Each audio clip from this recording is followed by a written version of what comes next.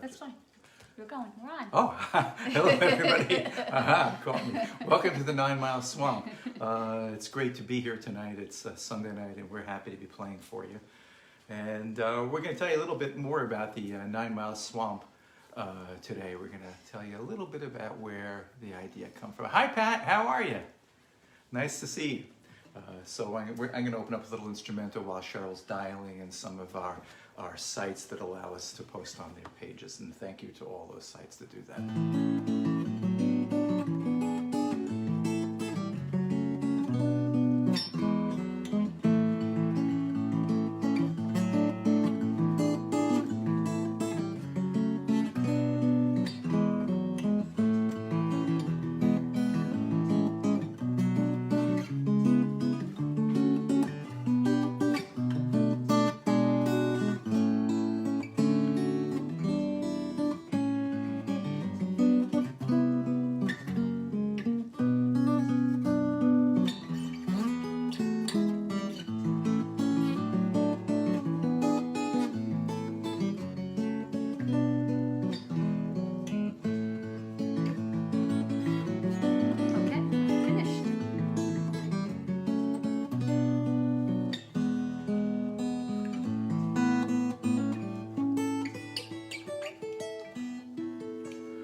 Yeah, so, hey, Mom. Hey Mom, how are you? Hi Ruthie. Hey, Michael. We're going to start out with a song called Ties That Blind, and one of the ways one of the ideas that came to my mind when I wrote the song was Shakespeare Sonnet 116, where he talks about the North Star and how even though we measure its height with the sextant, we don't really fully understand its worth, and so it is with love, and so it is with this song. Are you ready, Don? Mm-hmm. Okay, 1, 2, 3.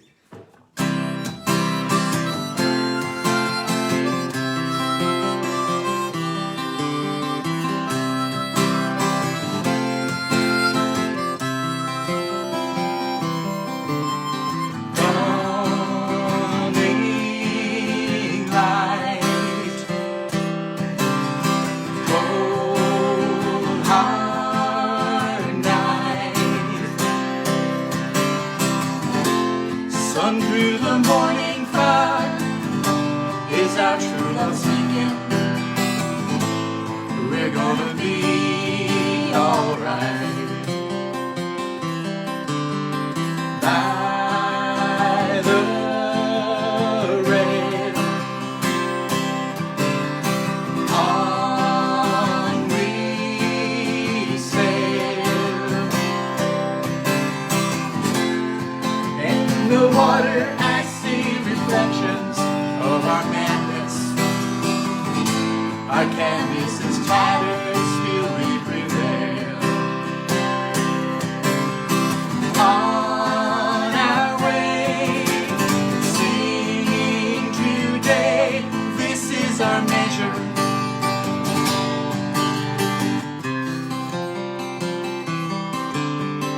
On our way, sailing we carry this treasure.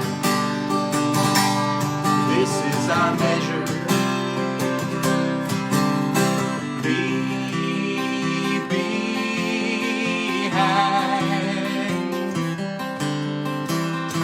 ties that bind. Candles are waiting, I can almost see the faces. What we have lost, we still can find.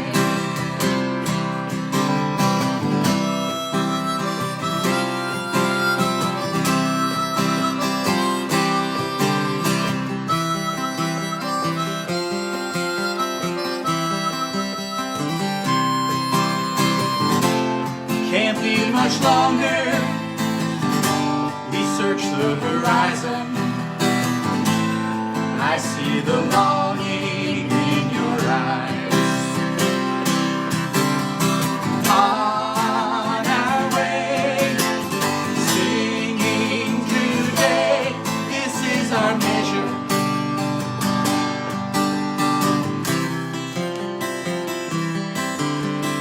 On our way,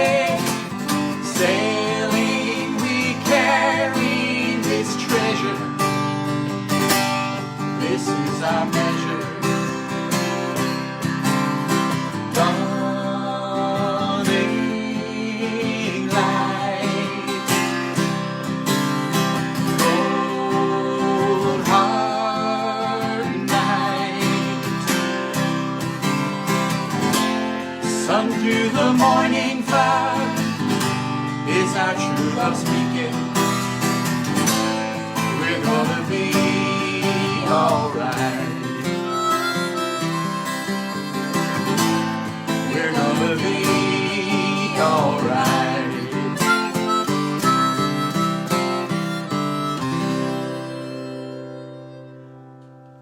This next song is called One Foot Over the Starting Line.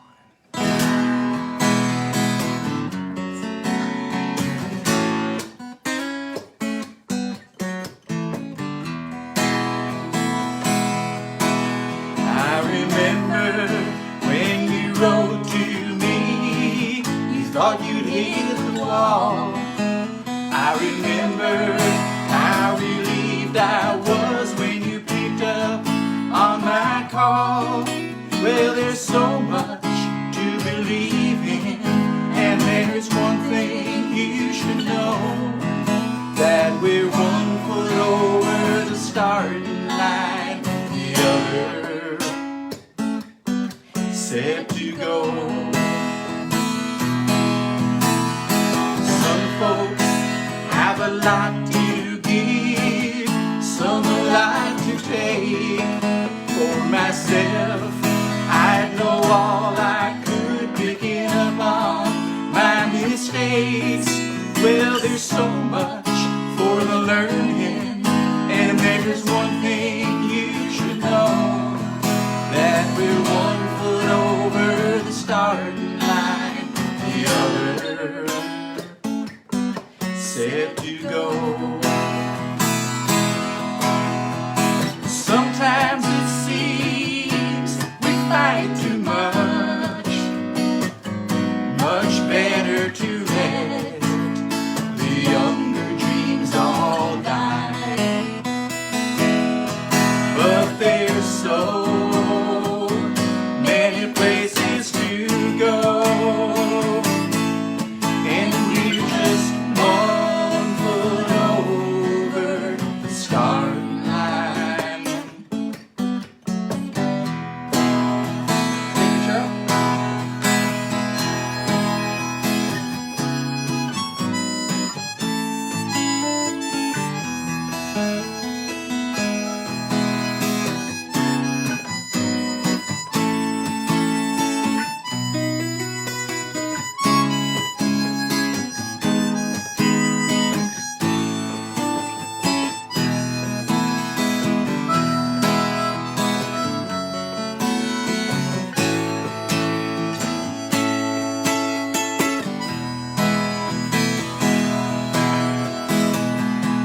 People used to tell me I was destined to go far.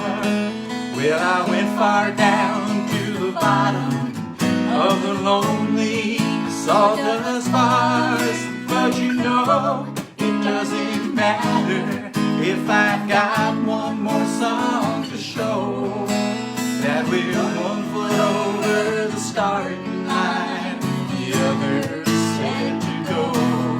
Yes, we're just 1 foot over the starting line, the other set to go.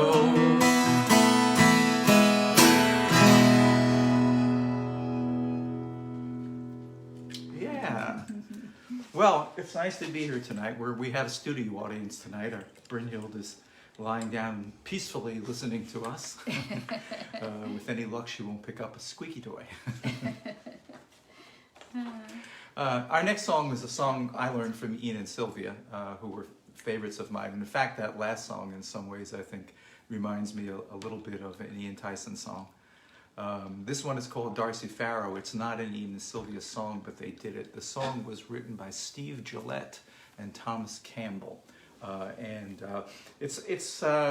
There was a sort of time in the folk music world when there seemed like there was a contest to write a song that sounded like an actual folk song. And I kind of think that maybe is what Darcy Farrow is.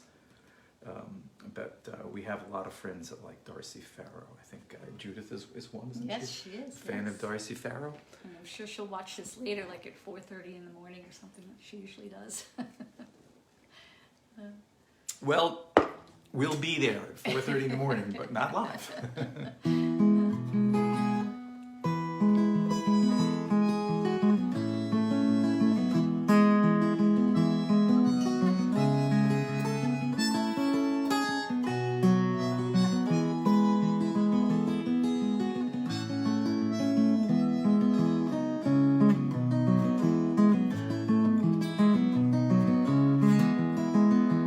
Where the Walker runs down to the Carson Valley Plain, there lived a maiden, Darcy Farrow was her name. The daughter of old Dundee, and a fair one was she, and the sweetest flower that bloomed o'er the range.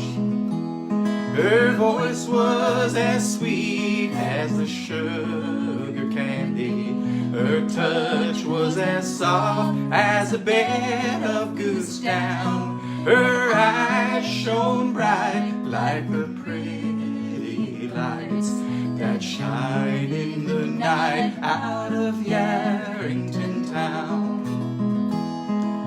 She was courted by young Vandermeer, and quite handsome was he, as I hear. He brought her silver rings and lacy things, and she promised to wed before the snows fell that year. But her pony did stumble and she did fall. Her dying touched the hearts of us one and all. Young Vandy in his pain put a bullet through his brain. He buried them together as the snows began to fall. Take it, girl.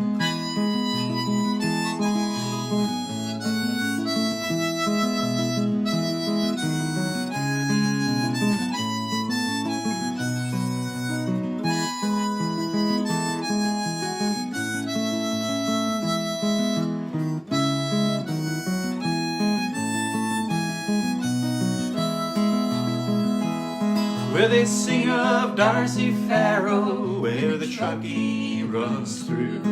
They sing of her beauty in Virginia City too. At dusky sundown, to her name they drink around, and to young Vandy whose love was true. Where the Walker runs down to the Carson Valley Plain, there lived a maiden, Darcy Farrow was her name. The daughter of old Dundee, and a fair one was she, the sweetest flower that bloomed o'er the range.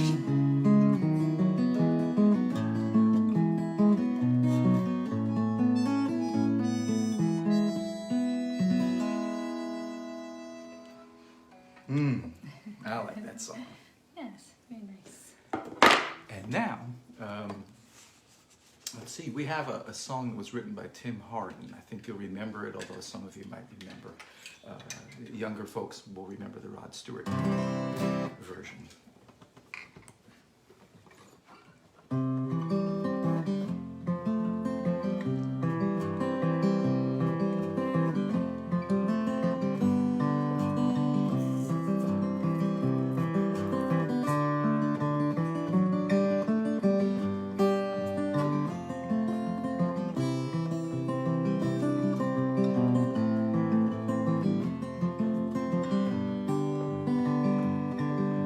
If I listen long enough to you, I'd find a way to believe it's all true. Knowing that you lie straight face while I cry, still I look to find a reason to believe. If I gave you time to change my mind, I'd find a way to leave the past behind. Knowing that you lie lied straight face while I cried. Still I look to find a reason to believe. Someone like you makes it hard to live without somebody else. Someone like you makes it easy to give, never thinking of myself.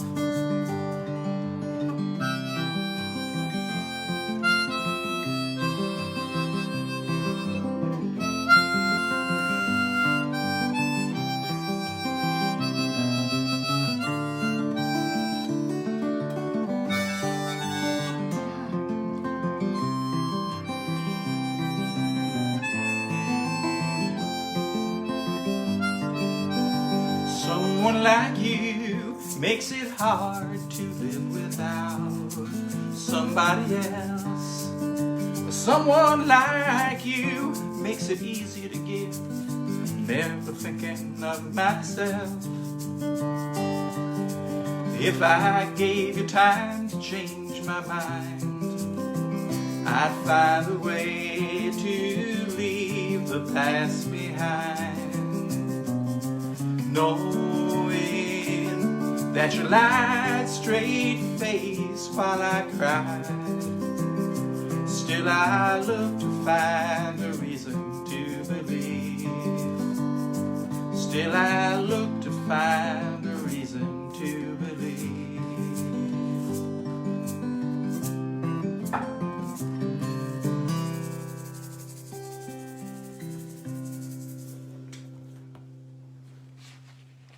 Okay, so this next song is a song I wrote after we were very fortunate to have been among the first people to see the cabin behind Riverby, which was one of the houses owned by John Burroughs. Slab Sides, of course, is the famous one, which was a rustic cabin in East Esopus, right? West Park, isn't it? West Park, yes, it's in West Park. That's correct. And but he had a little sort of Bark study was called, the Bark Study. The Bark Study, and in it he had all of his books, and we went in there. We went into the room, and there it was. You know, there were books still lying on the table, and ashes in the fireplace, and it seemed as if Burroughs had just gotten up an hour ago and left. It was astounding. So one of the things I did there was, first thing I did was tie my hands behind my back, because there were a lot of old books there. And once tied up in that fashion, looked around at the books there, thinking that, gee, you know, John Burroughs was interested in a lot of the same things that William Morris, an English environmentalist and arts and craft person. A lot of the same ideas, but there are no William Morris books here. I was almost surprised. Then I thought about it, and I thought to myself, you know, John Burroughs did some wonderful things, but he also, in his time period, environmentalism, budding environmentalism, was something that was really involved with more wealthy people, strangely enough. So he was friends with the Firestone guy and with Henry Ford and all those people, and I realized there really was no chance that a guy like Burroughs, even if he was an environmentalist, would have liked a socialist like William Morris, my hero. So I went home and I thought to myself, I want to write a song. I love John Burroughs, and you know, I love William Morris, and I love all these guys, but I need a character that can do more than that. And so I created a character, and the character's name is William. This is called William's Guitar.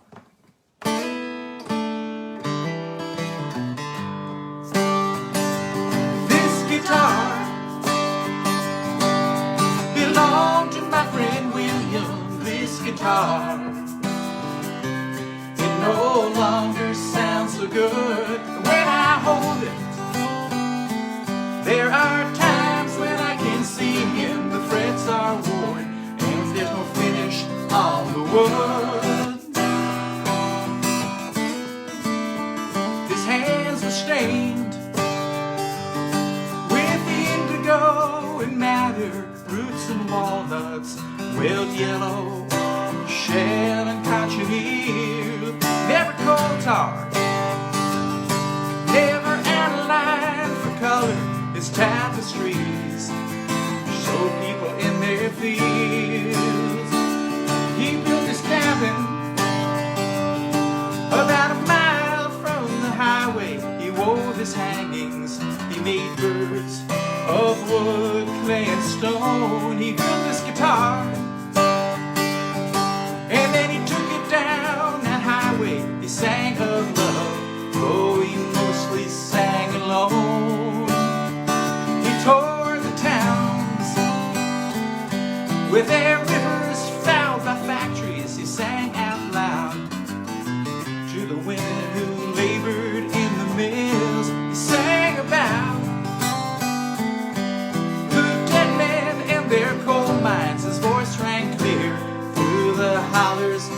hills. This guitar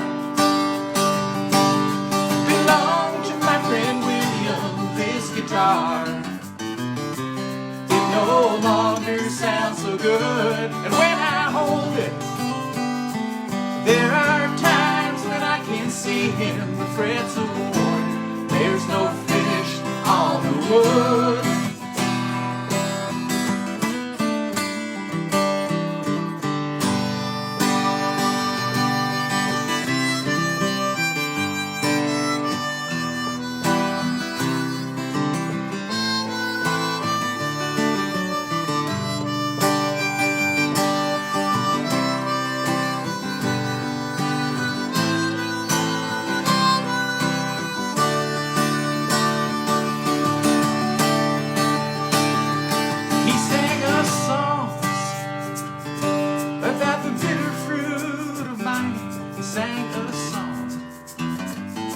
About his love that never died. And we who heard him, I think we were the truly privileged. We heard his message, working people, we will rise. I'm gonna save it, I'm gonna save it for the future. I'm gonna put it in the hands of Eddie Dew. The fella cracks, change the frets and fix the action. We'll bring it back to the forests and the fields. This guitar belonged to my friend William. This guitar, it no longer sounds so good. And when I hold it, there are times when I can see him. The frets are worn, there's no finish on the wood.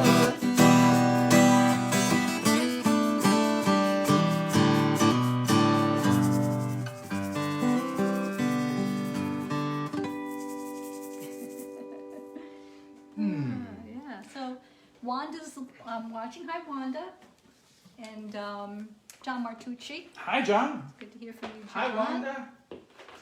Okay. And if you are watching, just drop us a line so that we can see that you're there. It's nice to see the names. And we always like to look at the comments later and respond to them.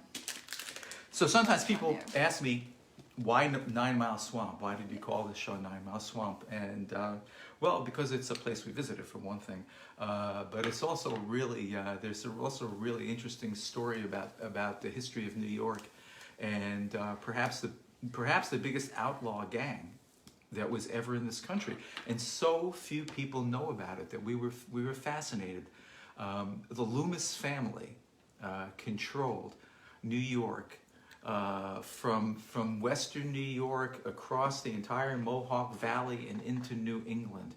And during the almost 100 years that the family was involved with all the things they were involved with, they lived right by the edge of the 9 Mile Swamp.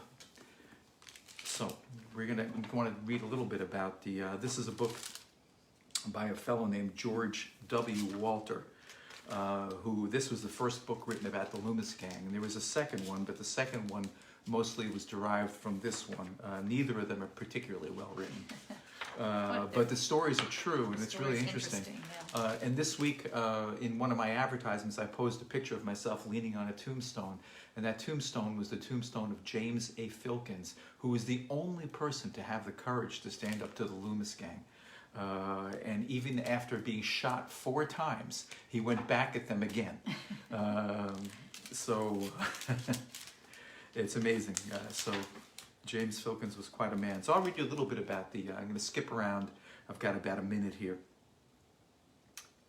The Loomis family founded a robber empire in upstate New York and maintained it for nearly 100 years, creating a legend of swashbuckling infamy that became an international scandal during their lifetime. The names of his full name was Washington, Grove, Bill, Wheeler, Plum, Denio, and Cornelia Loomis remain emblazoned in the era of turnpike and stagecoach in the golden age of hop growing. Yeah, hops were grown in New York. That was a major crop. Hundreds of newspaper stories and court records clearly indicate that the Loomises made crime a big business and used highway robbery, counterfeiting, arson, and murder as their weapons of terrorism. The Loomises were bold, resourceful, and highly intelligent. Like all great criminal organizations, they learned early that the best legal talent was required to help outwit the law, and that judges and juries could be bribed.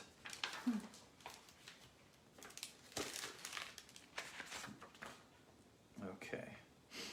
While some members of the family tried to live at peace with their neighbors, others stole from their relatives. The general characteristics were summed up in this statement from a report made by the New York Prison Association and submitted to the state legislature in 1866. These men, as might be supposed, exert a great political influence, and it is well understood that they are always ready to reward their friends and punish their enemies, both in primary conventions and at the polls.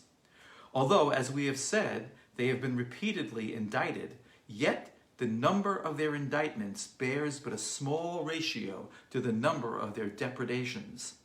It usually happens that anyone who is particularly active in bringing any of the gang to justice has his barn or dwelling soon after burned, or his horses are missing from the stable, or his sheep or cattle from the pasture.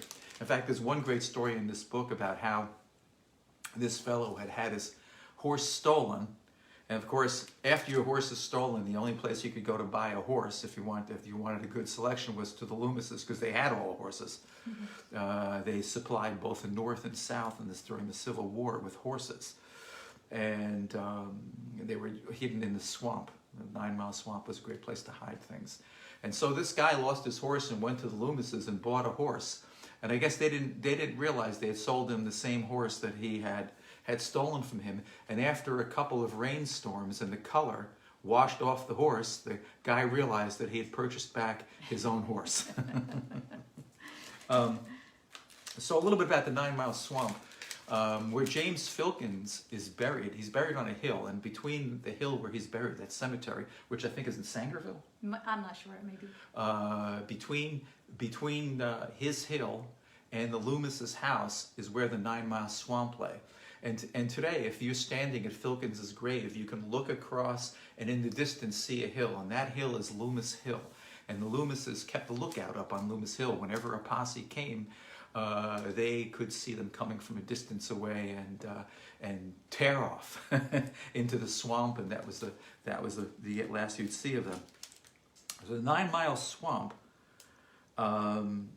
filled the wide floor of the valley of some far separated hamlets, chocked with cedar and pine, its brooding somberness covering earth and bogs alike.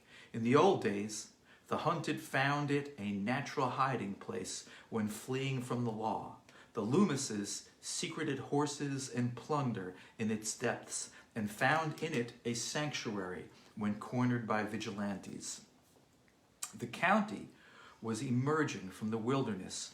It had been Oneida lands, and when the lands were opened up, that's when people started coming in. The county was emerging from the wilderness when George Washington Loomis, Sr., rode into Sangerfield Center in 1802. 23 years old and a striking figure of manhood, George stood 5 feet 10 inches in height. His weight of 180 pounds did not include the $3,000 in gold he was reported to have been carrying when he fled Vermont ahead of a sheriff's posse. Loomis made his money running stolen horses. According to letters of the late John Mulligan of Silverburn, G.W.L. covered a wide territory around Randolph, Vermont. The wise and wily Wash did not steal horses. He ran stolen horses to Danbury, Connecticut for a commission of 75% just to accommodate strangers.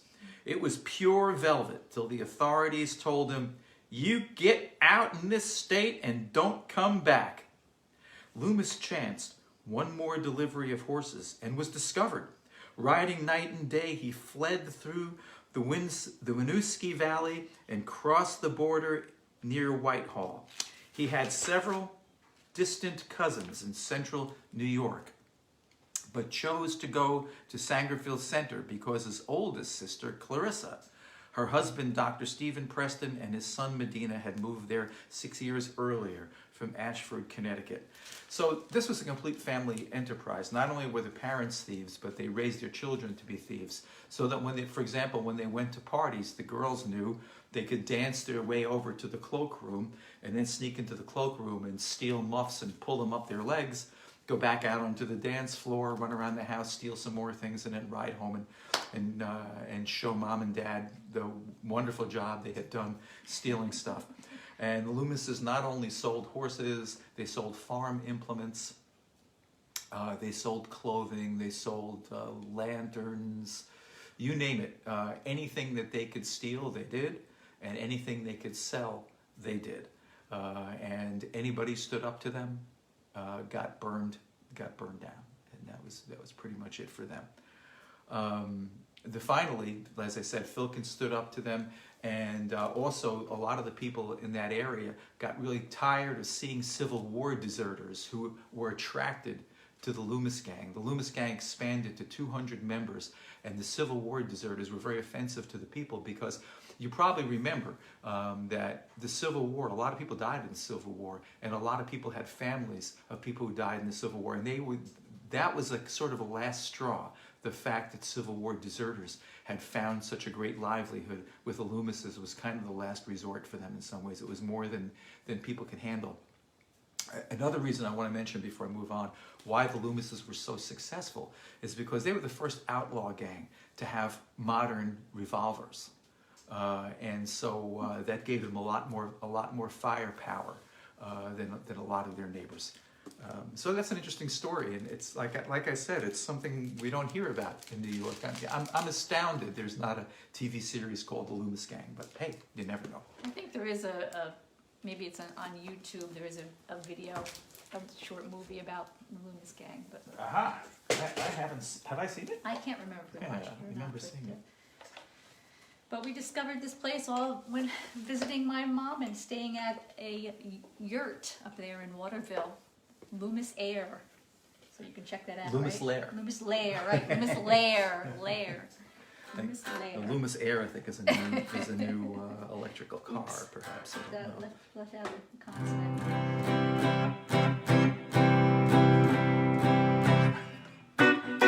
Okay, we're going to do a song called Cuckoo and the Nightingale, which is based on the medieval poem of the same name.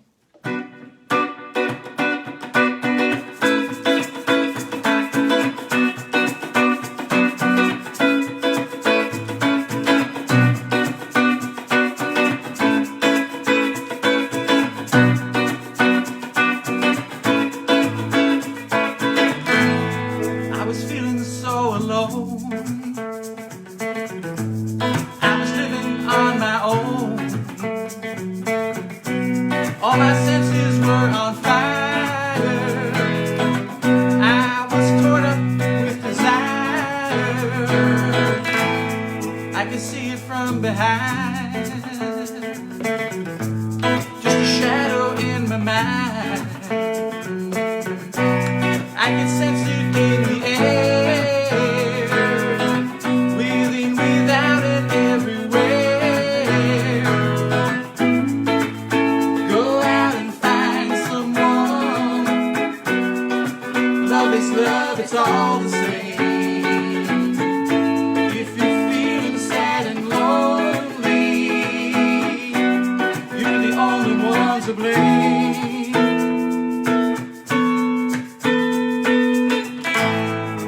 Voices in the night, trying to think which one was right. One was telling me to steal the day. One was saying love was on the way. I didn't know what I should do. Which one would lead me here to you?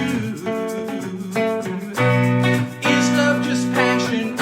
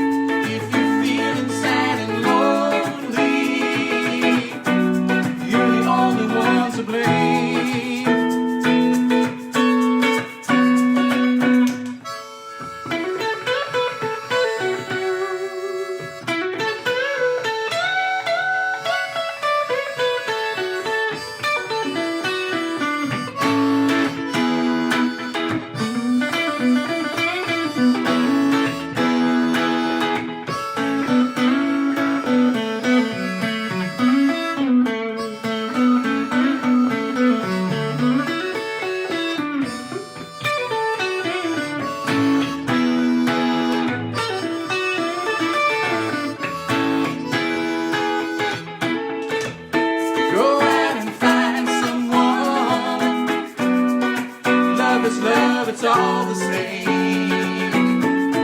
If you're feeling sad and lonely, you're the only one to blame.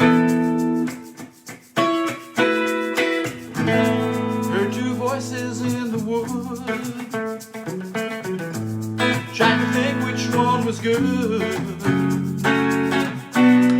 Is love just an illusion? I felt lost in my confusion. I didn't know what I should do. Which one would lead me here to you? Is love just an illusion? I felt lost in my confusion. Go out and find someone. Love is love, it's all the same. If you're feeling sad and lonely, you're the only one to blame. There is someone who is waiting. She's the only one for you. Keep on searching till you find her. You will know it when you do.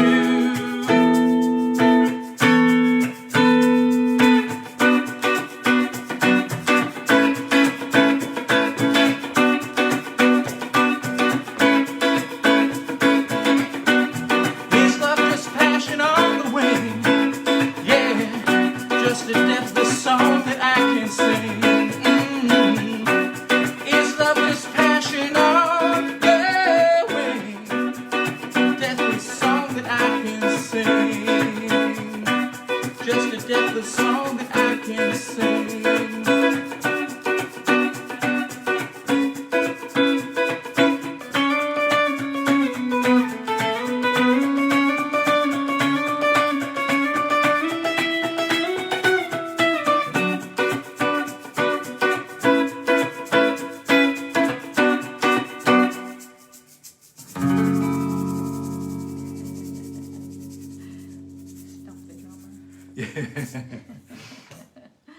Stomp the drummer.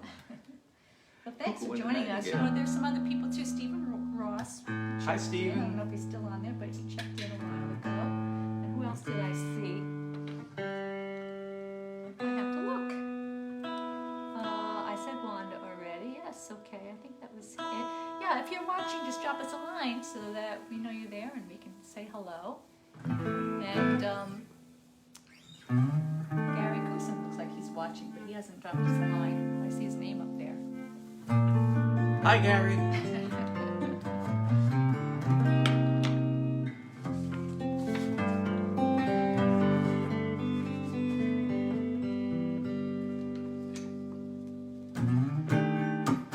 Sinking in a daydream as the chorus falls from the sweet guitar, dreaming songs that make me sigh. The sea breeze that surrounds me whispers softly, tells us where we are, makes me feel alright. On the border of the water, sky, and the ocean sand, we sit together side by side, fading white. The edges fade into white and tan. It feels so right. Dreaming is believing, drifting back as the music plays. The sun warms your senses, close your eyes. Sounds of the guitar, of the wind and the ocean spray, and the seabirds' haunting cry. On the border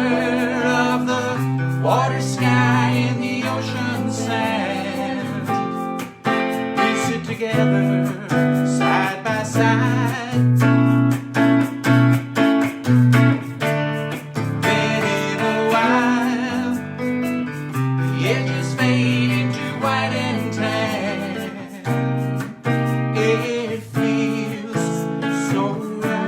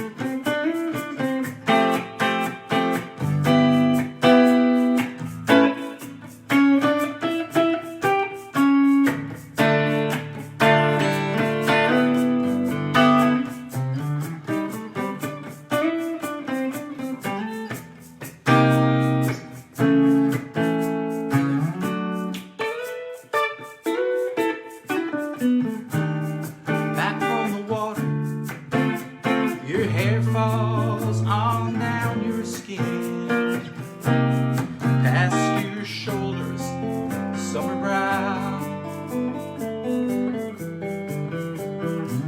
Arms reaching out, pull me back where it all begins.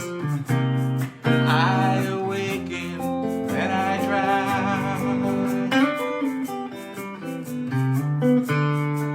on the border of the water, sky, and the ocean sand. We sit together, side by side. Then in a while, the edges fade into white and tan. It feels so right. Sinking in a daydream as the chords fall from a sweet guitar, dreaming songs that make me sigh.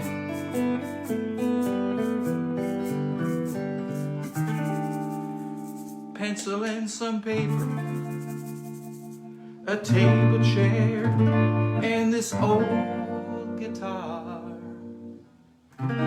still standing by.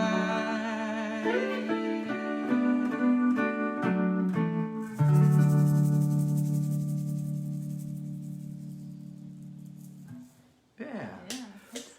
We'd like to thank you for spending a little time with us in a 9 Mile Swamp. Hope you enjoyed the show tonight, and I hope you like the story about the Loomises.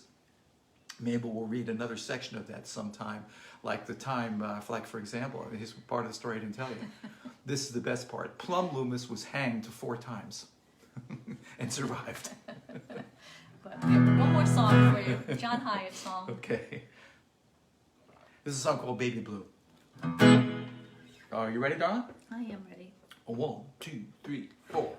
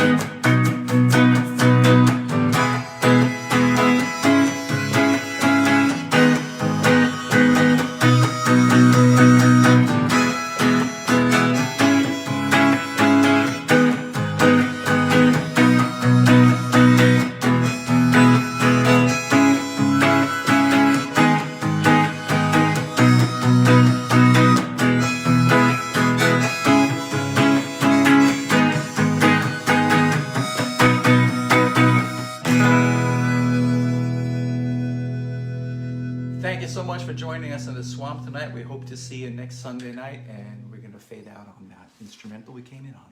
Yes, and we use our fancy technology to say goodnight and to thank you for coming. We're grateful that you could make it. Hope you're staying safe and free from snow